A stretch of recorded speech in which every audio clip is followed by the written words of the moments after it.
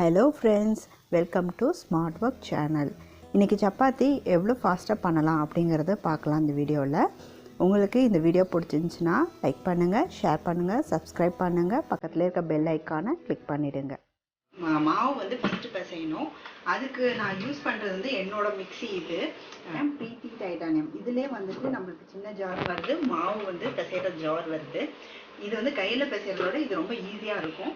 So 2 மினிட்ஸில் பண்ணிடலாம். அதை வாங்க பார்க்கலாம்.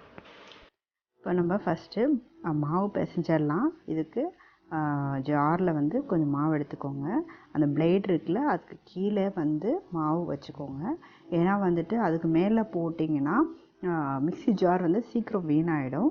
அதனால் கரெக்டாக அந்த பிளேடு இருக்குல்ல, அந்த இது காமிச்சாலும் அந்த வரைக்கும் போட்டிங்கன்னா கரெக்டாக இருக்கும் மாவு.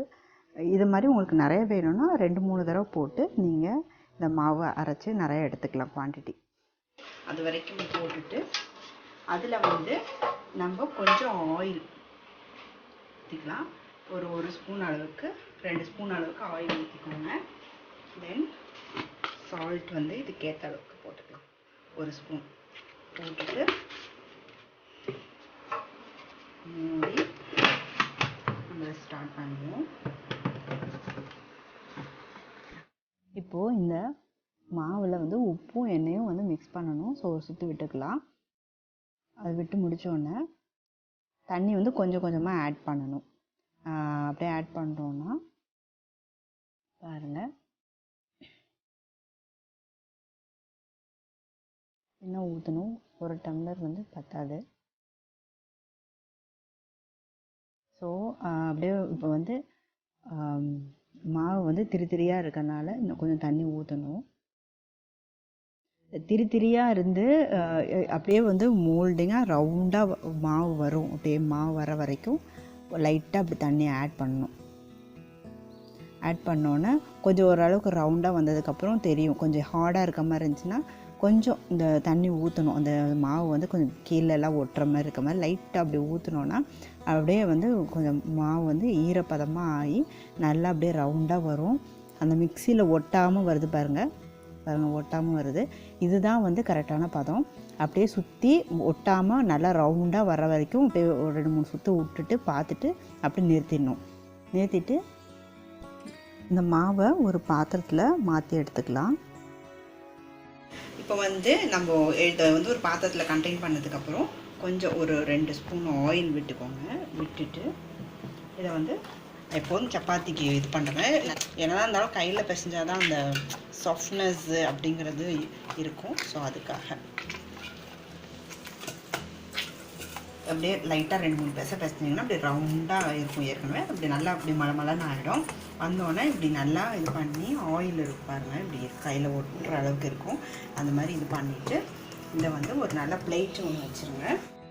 இப்போ அடுத்து இதுக்கப்புறம் எப்படி சப்பாத்தி மாவை வந்து திரட்டி அதை எவ்வளோ ஃபாஸ்ட்டாக சுடலாம் அப்படிங்கிறத நான் சொல்கிறேன். வாங்க பார்க்கலாம். ஃப்ரெண்ட்ஸ், இன்றைக்கி நான் உங்களுக்கு ஒரு முக்கியமான டிப்ஸ் ஒன்று சொல்கிறேன். கிச்சனில் வந்து நம்ம சமைக்கிறதுக்கு யூஸ் பண்ணுற வெசல்ஸ் எல்லாம் வந்து மெயின்டைன் பண்ணுறது ரொம்ப கஷ்டமாக இருக்கும். அதை வந்து ஈஸியாக எப்படி மெயின்டைன் பண்ணலாம் அப்படிங்கிறதுக்கான டிப்ஸ் தான் இது. இது வந்து நம்மளுக்கு இப்போது வெறும் ரேக் தான் இருக்குது, ஸ்லாப் மாதிரி இருக்குது, அதுவும் கீழே தான் இருக்குது. அப்படிங்கும் போது இதில் பாத்திரங்களை அப்படியே அடுக்கி வைக்காமல் நம்ம இது மாதிரி பேஸ்கெட் மாதிரி வாங்கிக்கோங்க பிளாஸ்டிக்கில். அதுவும் கைப்பிடி வச்ச மாதிரி இருந்துச்சுன்னா இழுக்கிறதுக்கு ஈஸியாக இருக்கும் அந்த இது மாதிரி. ஸோ அந்த மாதிரி வாங்கி அளவு பார்த்து வாங்கி வச்சுட்டிங்கன்னா அதில் பாத்திரத்தை வந்து அடுக்கி வச்சுக்கலாம். ஸோ இதனால் நம்ம குனிஞ்சு அடியில் வரைக்கும் போய் எடுக்கணும்னு அவசியம் இல்லை. பாத்திரமும் கீழே விழுகாது. நம்மளுக்கு பார்க்க நீட்டாகவும் அழகாக மாடலர் கிச்சன் மாதிரி இருக்கும். ஸோ நம்மளோட பாத்திரத்தெல்லாம் மெயின்டைன் பண்ணுறதுக்கு ரொம்ப ஈஸியாக இருக்கும். இதுதான் இன்றைக்கான டிப்ஸு. பாருங்கள், இது மாதிரி ஊறிடுச்சு சப்பாத்தி. ஒரு 15 மினிட்ஸ் ஆகிடுச்சு. இந்த அளவுக்கு வந்து உருட்டி இப்படி வச்சுருங்க. எண்ணெய் தொட்டு இந்த சைஸ் கரெக்டாக இருக்கும். உருட்டி இப்படி வச்சுருங்க. இது மாதிரி எல்லாத்தையுமே உருட்டி வச்சிடலாம். எல்லாத்தையும் உருட்டி எடுத்து முடிச்சுக்கோங்க. இல்லை ஏற்கனவே ஆயில் இருக்கிறனால ரொம்ப தொடணும் கூட அவசியம் இல்லை, கையில் ஒட்டாது. பாருங்கள் எவ்வளோ சாஃப்டாக இருக்குது. இப்போ வந்து நம்மளுக்கு உருட்டி வச்ச சப்பாத்திலாம் இருக்குது. இது வந்து எலக்ட்ரிக் இது சப்பாத்தி மேக்கரு.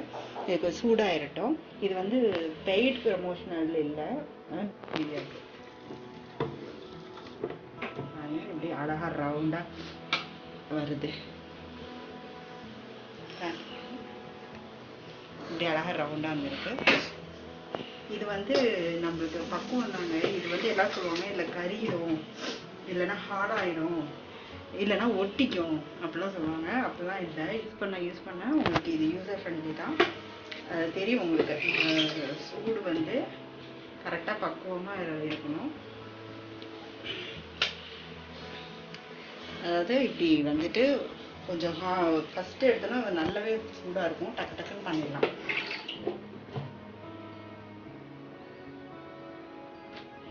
சூடு குறைஞ்சிச்சுன்னா கொஞ்சம் சூடு ஆக்கிக்கிட்டு அதுக்கப்புறம் பண்ணலாம். சூடு கம்மியானால் சப்பாத்தி வந்து கொஞ்சம் கரெக்டாக வராது, ரொம்ப ப்ரெஸ் பண்ணணும். சூடு ரொம்ப இருந்தால் டக்குன்னு நல்லா வந்துடும். இது கொஞ்சம் சூடு குறைஞ்சிருக்கு, கொஞ்சம் சூடாக இருக்கட்டும்.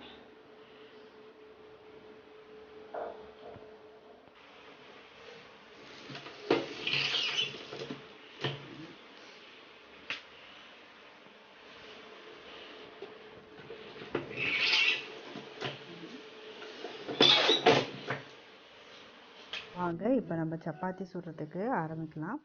இதுதான் என்னோடய பழைய நான்ஸ்டிக் தவா. இது வந்து ஏதை வச்சுருக்கேன்னா, இது வந்து அலுமினியம் பேஸ் வந்து இருக்கனால இது வந்து சீக்கிரம் சூடாகிடும்.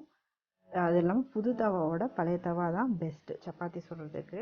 என்ன பண்ணுங்க, நல்லா சூடாகணுன்னா இதை போட்டுட்டு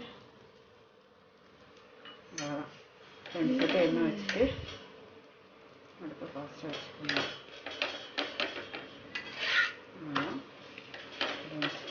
ஏன்னா ஏற்கனவே ஹாஃப் இது வந்து அதிலே வந்து வெந்துருச்சு, பாதி. மீதி பாதி தான் சொல்ல போகிறோம். நல்லா வந்து சப்பாத்தி சாஃப்டாக இருக்கணும்னா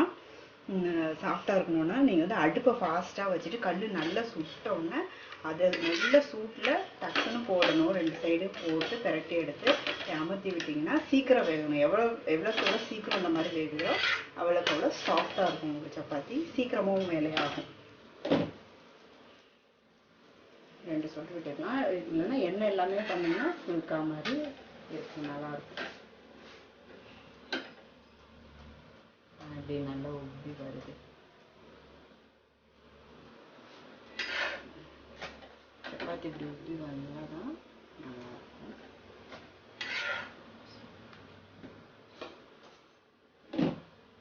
அது மாதிரி இந்த மிக்சியில் போட்டு டக்குன்னு நம்ம வந்து மாவு வந்து பிசைகிறது வந்து உங்களுக்கு 2 மினிட்ஸ் ஆகும். அதுக்கப்புறம் வந்து அந்த இதில் வந்து மாவு திரட்டுறது தான் பெரிய வேலை நம்மளுக்கு சப்பாத்தி சுடுறதுலேயே. அது வந்து ரொம்ப சீக்கிரமாக பண்ணுறதுனால, இதுவும் ஹாஃப் குக்குடு ஆகிட்டனால நம்ம இது வந்து இப்போ எப்படி ரெடிமேட் சப்பாத்தி கிடைக்குது இல்லை கடையில், அந்த மாதிரி ஹாஃப் குக்குடாக இருக்கும். ஸோ பாருங்கள் எப்படி குண்டாக வருது. இது வந்து டக்குன்னு பண்ணலாம்.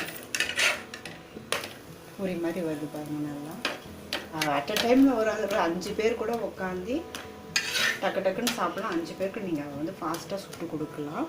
இது வந்து நம்மளுக்கு ஒரு ஸ்மார்ட் ஒர்க் கிச்சனில். சுவையான எக் தொக்கும் சப்பாத்தியும் ரெடி. நாங்கள் சாப்பிட்லாமா?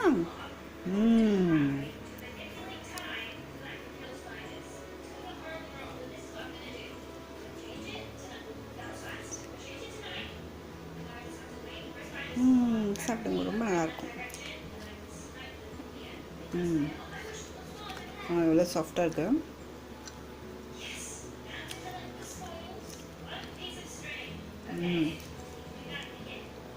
வாவ், என்ன பாருங்க இவ்வளோ சாஃப்டாக இருக்கு.